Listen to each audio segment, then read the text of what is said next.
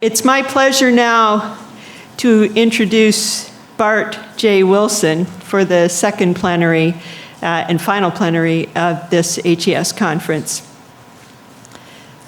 You'll notice I'm speaking slowly so that the laggards can get in here before Bart actually speaks. They don't need to hear me, but they need to hear him. For many of us, Bart Wilson needs no introduction. He's a driving force for the revival of Smithian ideas in mainstream economics, and hence, in part, I would venture, he's responsible for the flourishing of Smith scholarship that is evident here, with so many sessions devoted to Adam Smith's economic ideas. Bart is the Donald P. Kennedy Chair in Economics and Law, and he's the director of the Smith Institute for Political Economy and Philosophy at Chapman University. He's an experimental economist whose work uses experiments to examine the origins of property and the propensity we all share, and only humans share, according to Smith, to truck, barter, and trade. Wilson has been instrumental in demonstrating how Smith's insights from theory of moral sentiments can and should inform contemporary, even mainstream economics. He's written many books and articles, of which I will mention Meaningful Economics, Making the Science of Prosperity More Human, The Property Species, Mine, Yours, and the Human Mind, both on Oxford, and Humanomics, Moral Sentiments and the Wealth of Nations for 21st Century on Cambridge. It's a joy to welcome Bart back to the University of Richmond. Please join me in welcoming him here to speak on Re-classicalizing the Principles of Economics.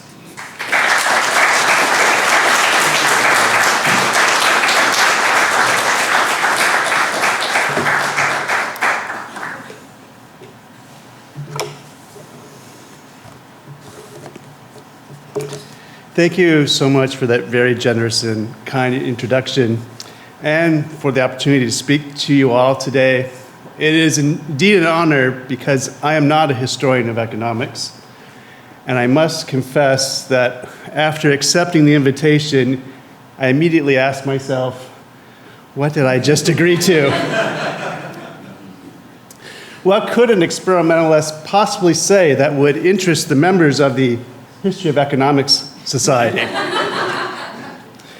In answering those questions, I found myself digging for bedrock, wondering what it is that we economists think we're doing when we say we're doing economics. So if this isn't the right place to ask that question, then I'm out of ideas. So in due course, my spade turned, and I'm only being provocative somewhatly for the sake of being provocative when I say that I think modern economics has lost a bit of its way. So as Roger Backhouse and Stephen Menaba discussed in 2009, economists can't commit to a statement of what it is we study. Even textbooks written in the 2020s won't tell their readers what it is they're about to study. We dodged the question by quoting Jacob Viner. Economics is what economists do. But that's just a clever shrug. It evades the deeper issue. We don't know why we do what we do. We just do what we do and we call it economics. So as an experimental economist, what do I think I do? In its nascence, experimental economics was about, as Vernon Smith put it in 1986, the advancement of economics as an observational science. That is, I build microeconomic systems in the laboratory and I observe what human beings do. In every experiment, my participants remind me just how little I truly know about why they do what they do. And over time, I've come to see that experimental economics is, as Wittgenstein says of philosophy, really more a working on oneself, on one's own interpretation, on one's own way of seeing things and what one expects of them. In that light, designing and conducting an economic experiment becomes a form of self-discovery of my own mind and of the human mind in general. The history of economics, too, is not merely a record of what economists once said. It's a living dialogue with human minds from the past. And at this stage in my career, I find myself turning to the history of economic thought, not as a museum, but as a laboratory, a place where I can learn not only just how others thought about economics, but also about myself, about the assumptions I didn't know I was making. An encounter with past economic thought is itself an experiment, albeit without randomized controls, but it is in the sense of an opportunity to see differently. For to observe is to interpret, and to interpret is to learn about oneself. That is what we've forgotten in economics, and what you as historians of economic thought recover time and again. That, I believe, is the deeper purpose we share as historians and experimentalists alike, and is why I'm honored and eager to be with you here this weekend. And now, having questioned the soul of economics, I humbly offer up my own for sale. Economists present our science as a common sense organization of the world. We develop logical models to order the everyday affairs of life. And we use a defined set of procedures to analyze and interpret reality. It's called the economic way of thinking: scarcity and choice, opportunity cost, marginal analysis, incentives and trade-offs. By construction, the pieces cohere. It all makes perfect sense, except when it doesn't. In those cases, we can build a defense, repair the damage, add some artful embellishments, or we can pause, lean into the moment of doubt, and ask ourselves, why doesn't it make sense? Economics often doesn't make sense because I will try to explain to you, think we have taken you, the human being, out of it. And it wasn't always this way. Adam Smith put human beings front and center at the founding of the discipline. In the very first sentence of The Wealth of Nation, he lays out his plan to study how a nation supplies its people with all the necessaries and conveniences of life which they annually consume. It's about them. Smith's treatise is about what people do and what you and a workman even of the lowest and poorest order do to supply yourselves with the goods and services over and above what nature scantily provides. The first 7 chapters are an inspiriting science of prosperity. Adam Smith's classical economics had a good run, even when neoclassical revolution in the late 19th century began to take hold.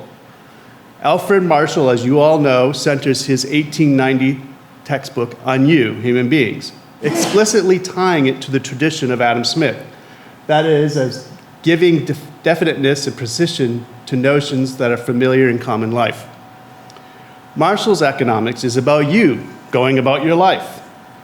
It examines the part of the individual in social action which is most closely connected with the attainment and with the use of material requisites of well-being. A substantial break comes in 1932 when Lionel Robbins spells out his definition and scope of economics as a field of study. For Robbins, scarcity is the axiom from which economic science proceeds.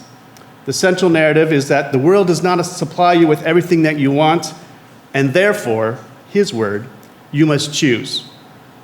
The difference is subtle but clear. For economics, for Smith, is about people doing things, physical and practical actions, and the question he sets out to answer is, why is there, to use his phrase, a general plenty in the world? But for Robbins, scarcity is the starting point and choice the conclusion. Robbinsian economics is about the world imposing a mental aspect on all human action. You must choose, period. After Robbins, economic science becomes a study of the daily disappointment that you want more things than the world can supply you with. Economics becomes, as they say, the dismal science, though not if you read David Levy's excellent book. In short, economics is a bummer, dude. And yet, scarcity as the foundation of economics, we still wonder as economists why students and the general public cannot grok this rather important fact. But that's for another presentation. I want to proceed with the history. Over the next decade after Robbins' books, Paul Samuelson makes a very clean break from Adam Smith by doubling down on Robinson's conclusion. Samuelson's project begins with an hypothesis, that's his word, about how you choose. People maximize their material interests. So in mathematical terms, we say that people maximize a utility function subject to the constraints they face in making their decision. Such a hypothesis considerably simplifies the scientific problem for economists. If people are utility maximizers, we need only look at what they have chosen to know that they preferred that outcome to any other, for they could have made another choice. And moreover, thanks to Gary Becker from the 50s, 60s, and 70s, there's no limit to the subject matter of economics. Any choice that people make can be represented by a utility function. But that's not me, a sizable percentage of my students say. I don't maximize my material interests. And they demonstrate it too as participants in economic experiments. When real cash is on the line, they consistently choose less money over more. It's a pattern observed in countries around the world, even when the stakes are as high as a month's wages. Now, today's behavioral economists take such observations to heart. They intuit that something must be missing by starting with the assumption that people maximize their material interests. They surmise that people also care about other things, like reciprocity and fairness and equity and just desserts. So how do behavioral economists know that? By looking at what their participants do. They could have maximized their material interests, but they didn't. Instead, they seem to behave, unexpectedly, like ordinary people. The behavioral economist's response, however, is not to reconsider Samuelson's hypothesis. Their solution is to tweak the utility function to be a weighted average of material and non-material interests. So the problem with adopting Becker's move is that utility maximization is designed for a question of how people choose, trading off one interest for another. When the question seems to be, why do people not maximize their material interests? Or better, why do people, or the same person, maximize their material interests on some occasions, but not on others? A second problem is that the entire exercise is an exercise in circular reasoning. Take, for example, the ultimatum game, which you may all not be as familiar with. In the game, subject A gets $10 and offers a split with subject B. Subject B can accept or reject that. If she rejects, nobody gets any money. This has been a game around for 45 years. It's kind of the heart and core of modern behavioral economics. So what does economics predict? Well, logically, you should accept as the responder any amount offered by the proposer, but that doesn't happen. $1? Up yours, you greedy bastard. So the behavioral economist's response to this is to pose the question through utility maximization, which is a reasoning that goes like this. So why does the proposer offer $5 in the ultimatum game? Because that's fair. What's a fair outcome in the ultimatum game? The proposer offers the responder $5. Now, that circular reasoning is also for another presentation or perhaps the question and answer. My point is that economists have spent nearly a century removing human beings from the study of economics. That is, replacing you with you.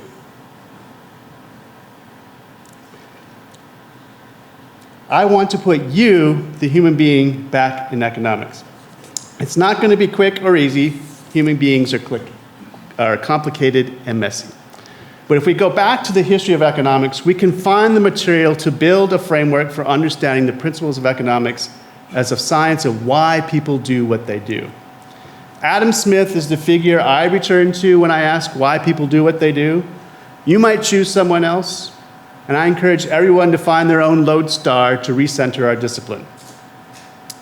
So first in today's presentation, I want to review the current state of the principles of economics and what seems to be needed. Secondly, I wish to contrast the current overarching question in a modern introduction of economics with a Smithian approach. Oh, that's the other you. It didn't work. There it is.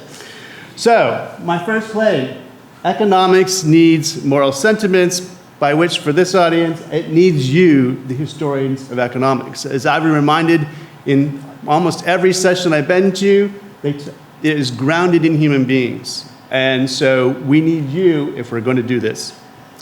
Now, as Thomas Sowell articulates, economists pride themselves, and I will say rightfully so, on studying the consequences of economic decisions in terms of the incentives they create rather than simply the goals they pursue. This means that consequences matter more than intentions. I did hear that here. And not just the immediate consequences, but also the long-run repercussions. The mantra in economics is incentives matter, and people respond to incentives. And it's true. Restaurant owners do respond to increases in the minimum wage by substituting towards automated services for labor. But the tendency among economists is to treat that mantra as on par with a basic cause and effect principle in natural science. Like Sowell, we may say it's not a matter of opinion that employers respond to rising wages by automating services for labor, just like it's not a matter of opinion that when an alkali metal makes contact with water, it causes an energetic explosion. But in an important way, the restaurateur's decision to automate is not akin to a chemical reaction that creates a compound. The two goings-on, as Michael Oakeshott calls them, and I love that phrase, are of two distinct categories. The restaurateur's decision itself exhibits intelligent action. The chemical reaction does not. So both the restaurateur's decision and the chemical reaction are intelligible. Chemists can use ultra-fast photography and computational methods to understand the generation of heat and the transference of electrons when an alkali metal contacts water. And economists can use the mantra incentives matter to understand why a restaurant owner substitutes physical capital for labor when wages increase. Or we can construct a firm's profit maximization problem and deduce it mathematically that the demand for labor must slope downward. But none of these intelligible goings-ons are themselves intelligent. The distinction is not between hard natural science and supposedly soft social science. No, the distinction is between what is not between the environment and what the human being is doing. In other words, the distinction is between understanding something as intelligent human action and understanding something that is not. So this mantra of incentives matter does not make the restaurant owner's decision intelligible in terms of why a human being does what a human being does. A human being understands the meaning of a fellow human being's actions as purposely chosen by someone who feels, thinks, knows, and wants something to happen. Such feeling, thinking, knowing, and wanting cannot be reduced to anything else. The categorical distinction is that understanding intelligent human action cannot be reduced to understanding of something that is not intelligent human action itself. If we are to understand intelligent human action in economics, it cannot come from something, say a utility function, that is not about intelligent human action itself. Now, this observation is not a surprise to economists. They generally share Michael Blaney's view that theoretical models are extremely pared down, simplified representations of reality, and they are likely to remain so in the interest of analytical tractability.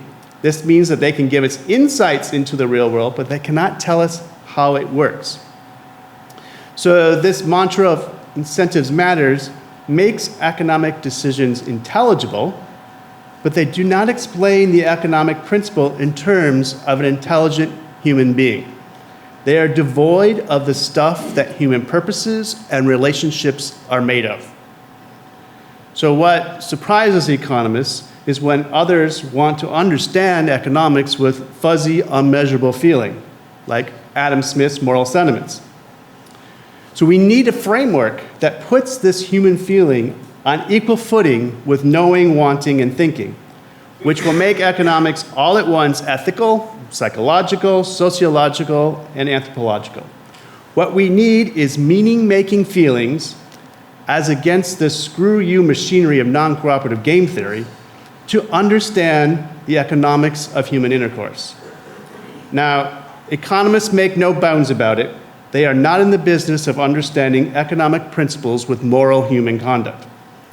Principles of economics textbooks introduce economics as positive economics, as that which describes what is going on, describes the way the world is, strives to describe what exists and how it works, tries to answer questions about the way the world works, which have definite right and wrong answers, develops models of the world and evaluates those models by testing them with data, uses a scientific method to develop economic models, which includes testing how well the models work, measures the costs and benefits of different courses of actions, is about describing, explaining, and predicting economic events, is about the consequences of specific policies or institutional arrangements, and describes how the economy constructs models that predict either how the economy will change or the effects of different policies. You get the point. Economics is not about intelligible economic consequences. Economics is about intelligible economic consequences, not intelligent human conduct. A re-classicalized economics is about understanding human action in its origin rather than exclusively in its outcome. And as a complement to the study of economic consequences, a re-classicalized economics explains the roots of conduct, not merely by its effects, but going to the human capacity for feeling and thinking that prompts human beings to act. In 1933, the philosopher Samuel Alexander published a book attempting to explain the nature of value, beginning with the three special cases of beauty, truth, and moral goodness. With the substitution of economics for morals and morality, his description of the problem of moral goodness could serve here. In economics, we are concerned with the passions of men, with their desires for material, or it may be immaterial objects. And the problem which economics has to solve is fitting the satisfaction of these passions, both as within the individual himself and as between individual and individual. Now our desires and wills are directed to some object external to us in the sense that it's not yet ours, and in general, as with food, clothing, sex, office, riches, and the like, the objects are physical material foreign to us which we make our own. And economics may, from one point of view, be treated as an adjustment in practice to our surroundings. Yet these surroundings, when they are external nature, are but secondary to the desires, or rather the wills which are bent on attaining them. Alexander is saying that there is a fundamental problem in need of a solution as people with strong feelings go about their daily lives pursuing their desires. How does everyone do this at the same time, especially when we have different ends?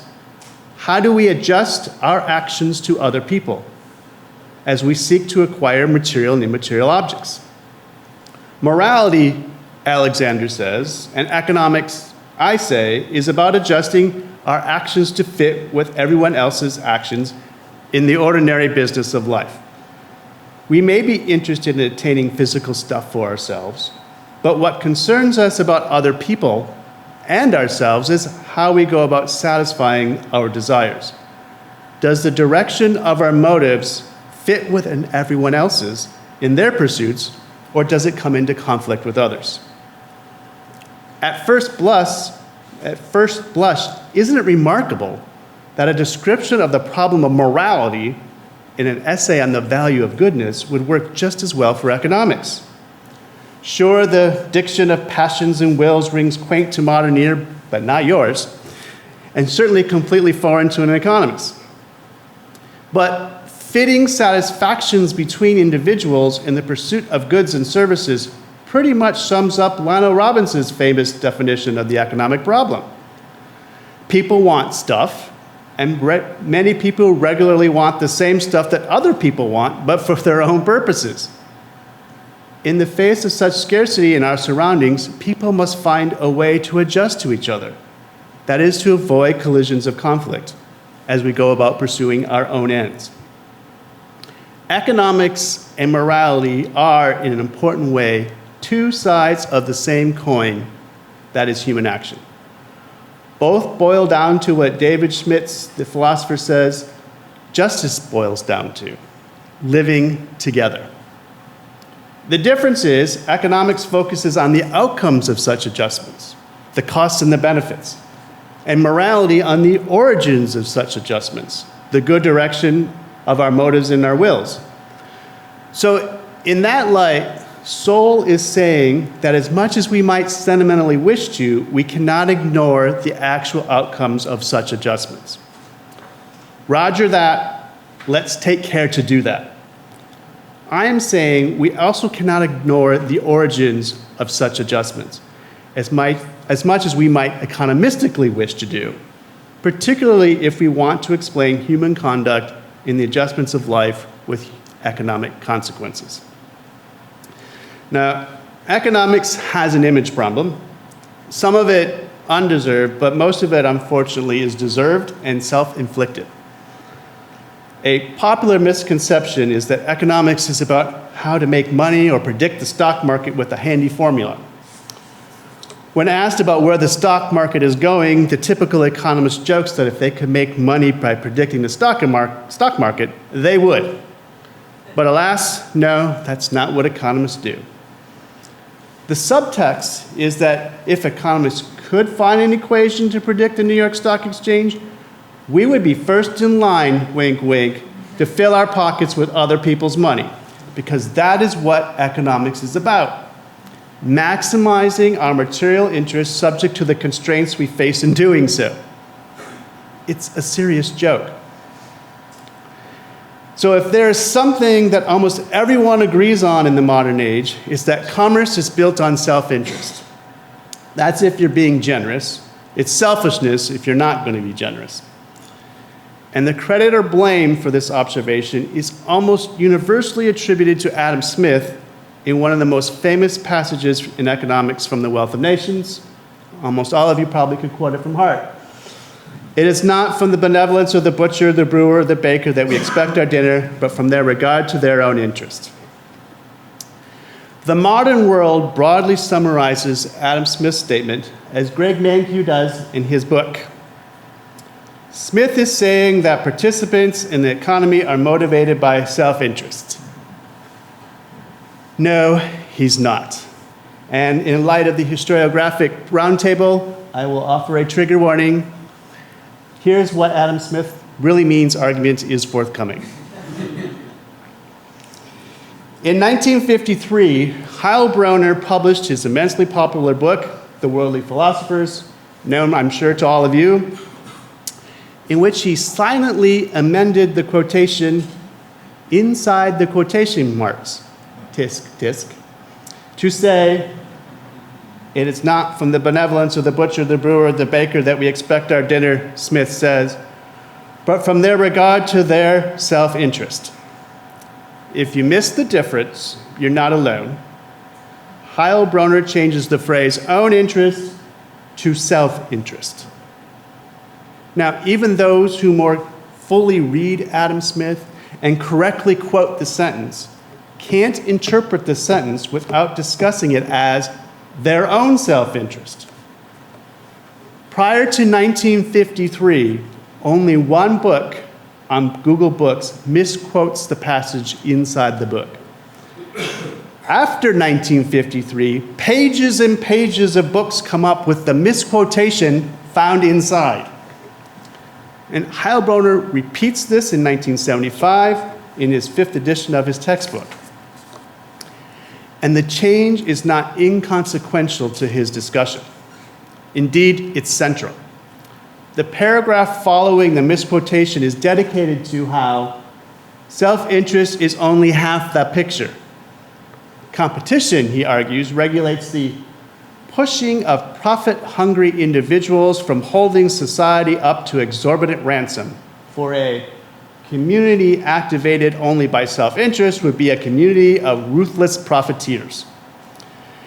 He further tells the traditional story of how competition transmutes the selfish motives of men in a world in which each agent is forced to scurry after his self-interest in a vast social free-for-all. As Heilbronner reads Adam Smith, the first half of the picture paints the economic problem as dripping with corrupt acts and shady motives as we live a life of scurrying rats. But be not dismayed, the second half of the picture yields the most unexpected of results, social harmony. Adam Smith's famous, or for some infamous, invisible hand of competition directs these bad acts or immoral motives to our material advantage. Or well, at least it did in Smith's time, Heilbronner qualifies. By the middle of the 20th century, he's uncertain as to whether competition really begets material benefits and social harmony. Nonsense. But it's the general story that economic textbooks and economists continue to tell. Celebrating the bicentennial publication of The Wealth of Nations in 1976, Stigler wrote that Adam Smith's magnum opus is a stupendous palace erected upon the granite of self-interest. Self-interest is so much the granite of Adam Smith's argument that he uses the word exactly one time in the second volume on page 789 to describe the industry and zeal of the inferior clergy in Rome.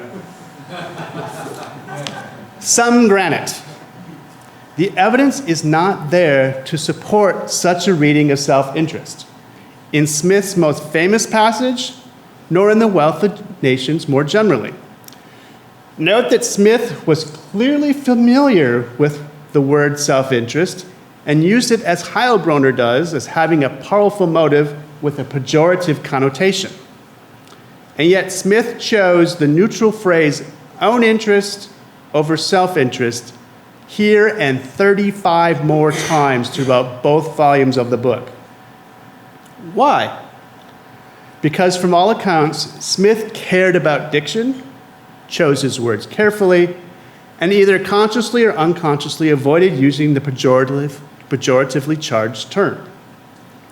Now, a regular reaction to hearing that Smith really doesn't say that people in commerce are motivated by self-interest and that, too, the marketplace guides such self-interest towards general economic betterment is to say that distinguishing self-interest from own interest is a distinction without a difference.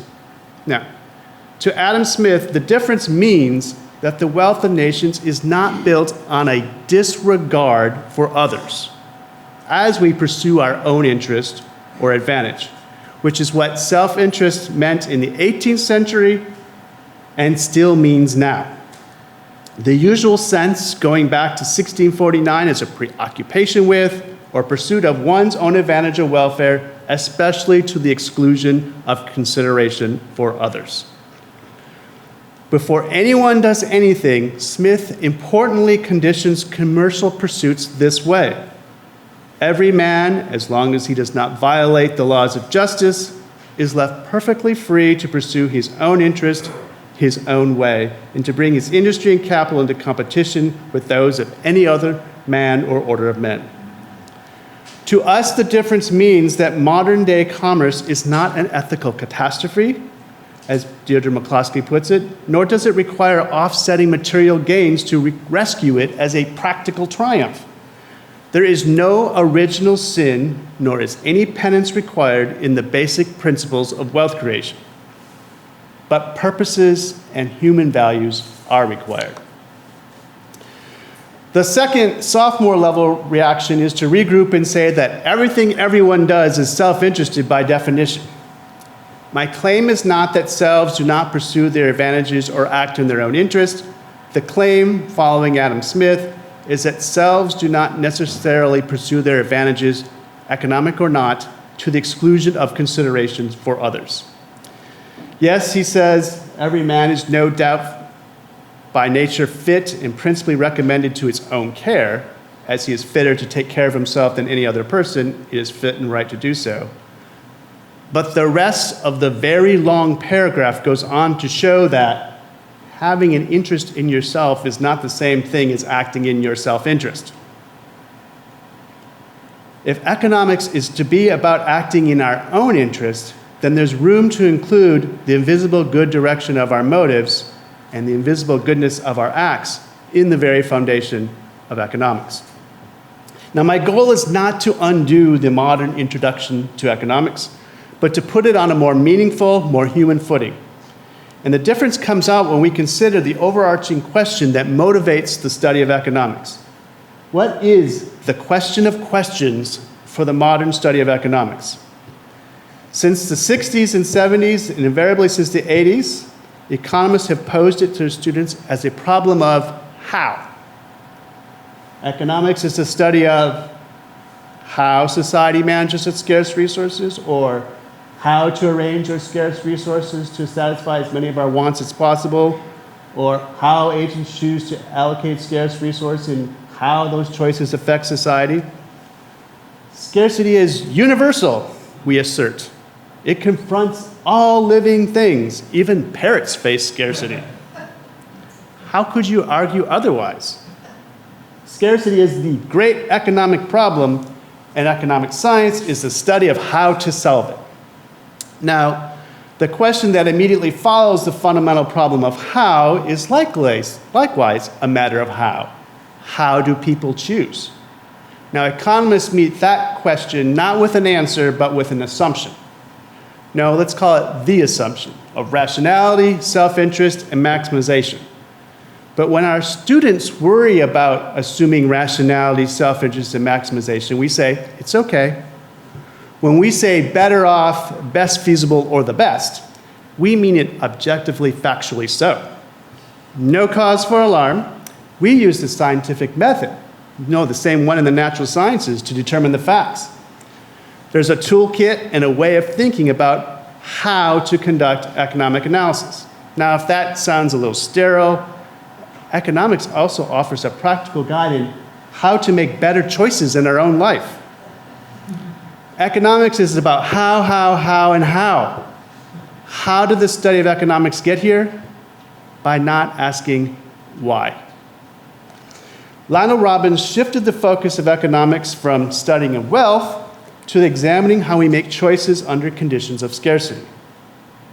And not only is scarcity universal and unavoidable, but to all economists almost a century later, it's self-evidently so. And as a student, you must subscribe to it on the exam to receive credit. And yet, a regular subset get the multiple choice question wrong. What are they trying to tell us? Perhaps they're saying something more than I didn't read the textbook. Perhaps they're posing a question for us economists. Now, Adam Smith obviously posits a different axiom. It's a certain propensity to truck, barter, and exchange. And it's from this other axiom that he expands upon the nature and causes of wealth. What's at stake from accepting Robinson's axiom as opposed to Smith's? Because for Robbins, the exchange of things is subsidiary to the fact of scarcity. Exchange between people is a technical incident, his word. It derives its connection from scarcity. How does he do this? He argues via the thought experiment of Robinson Crusoe. Pierce Brosnan as Robinson Crusoe. By narrowing the going on to a person completely isolated from society, he identifies 4 conditions. It's from these conditions that he says, therefore, he has to choose, he has to economize. The disposition of his time and resources has relationship to his system of wants. It has an economic aspect. Now, such a conception of economics does not, as Robbins point out, limit the inquiry to certain kinds of behavior, as Adam Smith would appear to do. Because in fact, if scarcity is the primary axiom, then there are no limitations in the subject matter of economic science. I'm going to guess that this is what Gary Becker read. Insofar as it presents these 4 exact conditions, any kind of human behavior falls within the scope of economic generalization, including and especially the exchange of things. Robbins' central move is to go behind the phenomena, the relationships between the traders, and invoking an operation of those laws of choice which are best seen when contemplating the behavior of the isolated individual. And as I learned here, I think from Ross's talk, Knight does too. The certain propensity in human nature to exchange things, Robbins contends, is subordinate to scarcity. But must it be? Economic science is not purely logical. Are all the premises indeed true? Now, the case Robbins makes seems overwhelmingly compelling. Here we are, sentient creatures with bundles of desires and aspirations, with masses of instinctive tendencies, all urging us in different ways to action. But the time in which these tendencies can be expressed is limited. The external world does not offer us full opportunities for their complete achievement. Life is short. Nature is niggardly. Our fellows have other objectives. Yet we can use our lives for doing different things, our materials and our services of others for achieving different objectives. Now, anyone who has read Jane Goodall's In the Shadow of Man or watched Netflix's Chimp Empire will recognize that human beings are not the only creatures that fit Robinson's description of a sentient creature. While great apes, elephants, and dolphins have shown signs of planning for future events or displaying long-term goals, only human beings, Pacha Robbins, conceive of time as limited. Think of the world as containing obstacles for achieving our ends. Contemplate the length and value and quality of our lives, and consider nature itself ungenerous to our kind. In other words, there is something else going on behind the rudiments of scarcity, something deeper than the here and now. There is no economic aspect, I submit, for a sentient creature that does not think about itself, its world, and the place it finds itself living in its world. More to the point, there is no economic aspect for a creature who cannot think about the meaning of its situation. Only human beings think about what could also be the case, but isn't. Chimpanzees, elephants, dolphins, let alone parrots, do not in their own mind's eye face scarcity. They perceive and sense what they perceive and sense, online and in the moment. The fruit a chimpanzee sees and smells is the fruit it sees and smells. There's no abstract notion of fruit, seeing, smelling, or don't I live the good life? To perceive scarcity, a sentient being must be able to think offline beyond the here and now. It must be able to think about less time to do the same work, fewer obstacles, longer and better lives, and more comfortable living conditions. Only human beings cognize the counterfactual in choosing to do this, but not that, to achieve their ends. Choice is not, as Robbins would have us accept, the logical deduction of Crusoe's isolated condition. Nor is it simply an objective fact of the natural world that choices must be made. Crusoe arrives on the island as a fully symbolic being who acts, who ponders what could be the case, but currently isn't. His solitary condition is incidental to his being human.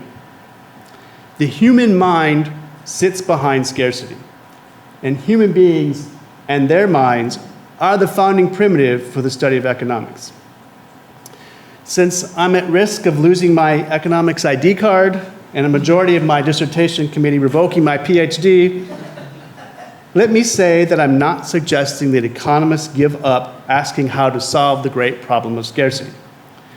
Many of us became economists because we want people to live well and flourish. What I'm proposing is that economists find the why question that animates our work. As part of that process, experimental economics has taught me to listen more carefully, as Vernon Smith often says, to what my participants are trying to tell me. The history of economics has taught me to listen more carefully to what economists in the past were really asking. And from both, I ask myself, why do I observe and interpret the world as I do? If we're ever to put human beings back at the center of economics, we're going to need you, the historians. You recover the questions we've forgotten we were allowed to ask, and remind us why we asked them. So thank you for letting me be part of that conversation today.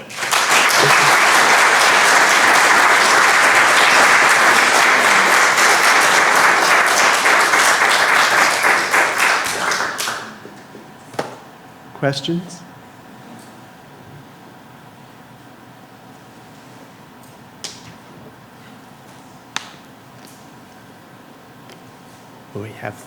I'm standing between you and lunch.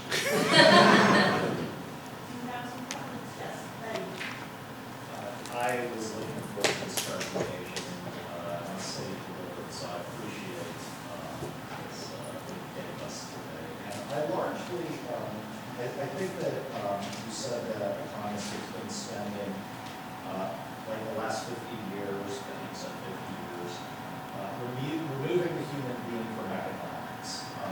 And I think that you've largely gotten that right. And you go on to say that in your experience, experimental economics teaches one to listen to what humans say. So the problem is economics is taking the human out. What's the solution to this problem? Experimental economics is going to put it back. I do have one question.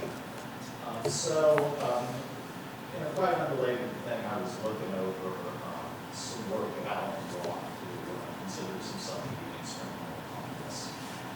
And he says something like this. I've been working a lot, experimental economists working a lot on digital economy, right? And if you want to operate at digital speeds, what do you have to do? You need to take the human being out of the system. And that's what we need to devote ourselves to. So I just kind of want to throw that out there, and I wonder if there's a tension that you can speak to. Well, I think there is a tension in experimental economics about that, and I think it is a difference in kind of two ways of thinking about how you go about using experimental economics to understand the world. So the one way to think about it, and that's the way that kind of comes out in the behavioral economics question I pose, is you must have a theoretical model first, which then, given the scientific method, you will design an experiment around, and then you'll either confirm or disconfirm that result with what the observations you see. And when it doesn't work, the kind of behavioral economics response is, I'm going to tweak the utility function a little bit, so now it will fit with the observation. That is not listening to what your subjects are trying to tell you to do. That's imposing how I think about the world and what they just did. That, in a way, isn't observation. It's not a way of reconsidering how I'm understanding why they're doing what they're doing. I'm understanding what they're doing on my terms, not theirs. And that's a tension in experimental economics. Do we want to keep this tradition of creating our models and our theory first, before our experiments? And then when it disconfirms, what do we do then? Or do we want to kind of start with the observation and then try to work our way and understand it? And this is how I see the value of history of economics, because Adam Smith was an astute observer of the world, and from the many people I've learned from this weekend are astute observers of the world, and then are trying to understand what the problem is and perhaps what solutions there are to it. I think that it's fundamentally different than the modern way we think about economics as theory first, experiment second, and then maybe we tweak the theory a little bit after the fact. And I think that's part of the tension that is coming from that quotation. May I just ask a follow-up for clarification? So in your understanding of Alvin Locke, he is standing primarily for theoretical virtues. That's what his argument is. I see that as a general trend to kind of work with the models first. And there's some great history of economics to be done on the early parts of experimental economics in the 80s. There was a big debate about how to run experiments to test auction theory. And so, as we all know, human beings tend to be risk averse. And so, but our theories are risk neutral. So how do you set up the experiment? if you know up front people are going to be risk averse. There was one train of thought that said the idea to build an experiment is to risk neutralize them before they do the auction, and then we'll see what happens.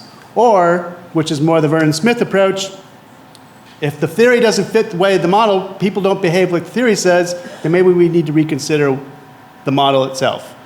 And he did that by looking at human beings first. I want to know what they're like, not about how my model gets the best shot of winning, which is kind of a tension. And I think that's continued on to today. Thanks for the talk, Bart. You could say a little bit about how you would teach an introductory economics course. Yes, this is exactly the question a student gave me. So how would you teach principles of economics, Professor Wilson? So I'm in that process. I think if I am making these strong claims about how we should change how we teach economics, then I need to put my effort to where my mouth is right now. And so I'm taking the first step towards that. At Chapman, we have this course called Seminar in Ethics and Economic Thought, which is a required writing course for the econ major.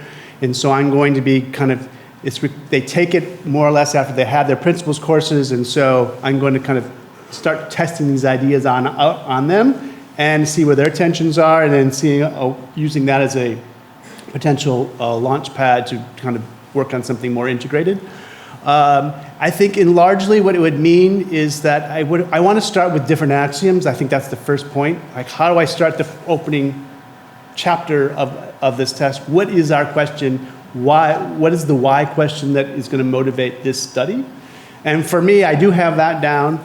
To me, my animating why question is, why do human beings prosper? And if that's going to be the central question of how all the rest of the principles kind of follow from that. But yes, that is a fair question that I need to take seriously. Thanks. Bart, this is amazing. Really enjoyed this talk. So I just wanted to push back just a little bit, maybe see how you can respond. So the move, generally speaking, in economics to kind of go towards utility maximization, and then also the Robbinsian move, it was made, at least you make the case, on the basis of some virtues that it brings. In particular, kind of the move to not make interpersonal comparisons of utility, and also in Robbins' framework, to really recognize that there's all kinds of beliefs and values and interpersonal or introspective things that come into the choice process. And part of that is maybe a desire to remove this messy business of motive from our analysis. And so I guess I wanted to kind of ask you to respond to, how do you think that going forward, we can treat the questions of interpersonal comparisons of utility and motives in a way in which, doesn't maybe run foul of some of the problems that they were trying to avoid by adopting those techniques in the first place? So there are two answers to that. The first is, that's part 2 of my book. So I'm going to propose a framework to kind of get at some of these central questions of how you can have motive and a consequence and look at this. Part of the problem is that we think of it as a one-way causation problem from outside world affecting this, but the other half of the problem is my morals and motives also affect the outside world, and it's actually bi-directional. And so we need a framework that can look at those questions. You can't use utility maximization, and I'm going to show you why, because I was hoping for this question. She's not a plant. So one thing that I noticed, and I think this is kind of, I appreciate it because I started reading the history of economic thought, was that there is a central change in how we think about causation in economics. Adam Smith's is a market-wide notion. More buyers come in the market, prices go up, more sellers come, prices go down. It's a market-wide notion of cause and effect, which is exactly what Vernon tested in his first double-Auken experiment. These prices converge to the demand, to the competitive price and quantity, and he's like, well, does excess demand really work? Oh, it does. Excess supply, yeah, it does. And so he's looking at that macro level. But things change when we get to the marginal revolution.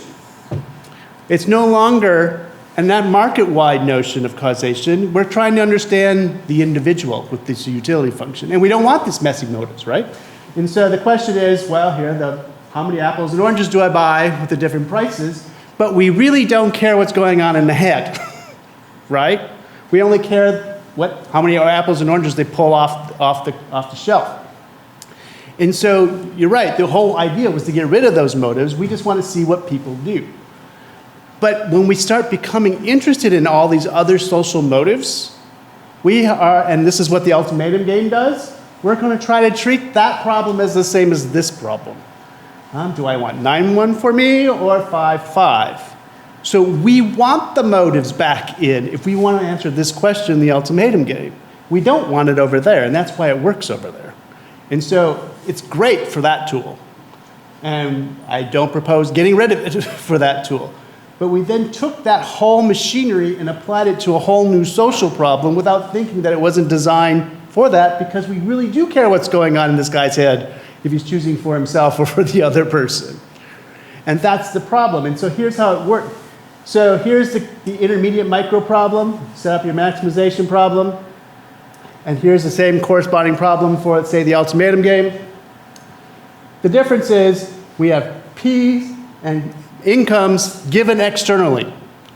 It's an external notion of causation in the sense of, given those things, how do I choose my X and Y's? And then we look at this problem, we're like, oh, what do? We're changing we can change the income as given, but we're just putting it up in the preferences as the cause of why we're doing, but I don't actually get to observe those. I only get to see what we did. And that's hence the circular reasoning.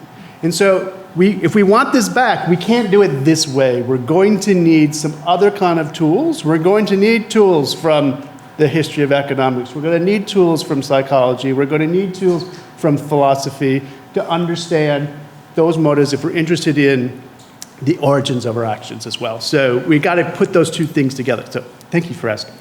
Very quickly, one last question. Yeah, I have a question more on sort of the how to your why, but like how do we get at the need? When you bring out the observational experiments and just your thought, but I wonder if you have some other thoughts on this. I know in your own work you do that a lot by taking the use of language seriously and maybe you'll say things like that. Well, hence I was very interested in Ross's comment that at the core of Knight's work is language. And then when I talked to him afterwards, he said it was talk. I said, even better. It's on the ground. It's not just this abstract notion of being a speaking being. That is kind of one of my starting axioms, that there's got to be there's a reason why we're the only species to truck barter exchange one thing for another. And it's one that Adam Smith seemed to recognize too, that we are also language beings. And language then makes all these other things possible. It makes all those values that Alexander was interested in, beauty, truth, and goodness, possible. There's a reason why chimpanzees do not pursue science. They don't have an idea of truth. There's a reason why they will murder as they do indiscriminately, because they have no sense of moral goodness. And they really don't have a sense of beauty either, which I follow Alexander. That's a combination of those two things. And so that symbolic thought that makes language possible is what makes the entire field of economics possible. I argue in the book, it's what makes property possible, it's what makes trade possible, and it's what makes the division of labor possible. And so though you need that idea of being able to communicate outside the here and now to get this thing exchanged. My co-author, primatologist Sarah Brosnan, has tried her hardest to get her chimpanzees to trade things they like less for things they like more. They won't do it. Why? Because they can't escape right here. I have this right now for a future not too far away that I could have this and they have that. They just can't get out of that. They can't escape it. And that escape is made possible with language. It really is Adam Smith's idea that economics is founded in persuasion. That's the whole way we get this thing off the ground, that we're not fighting each other, but we're persuading each other for our own advantage. Bart is giving us lots to think about and talk about, speaking of taught over lunch and the rest of the conference. Please join me in thanking Bart.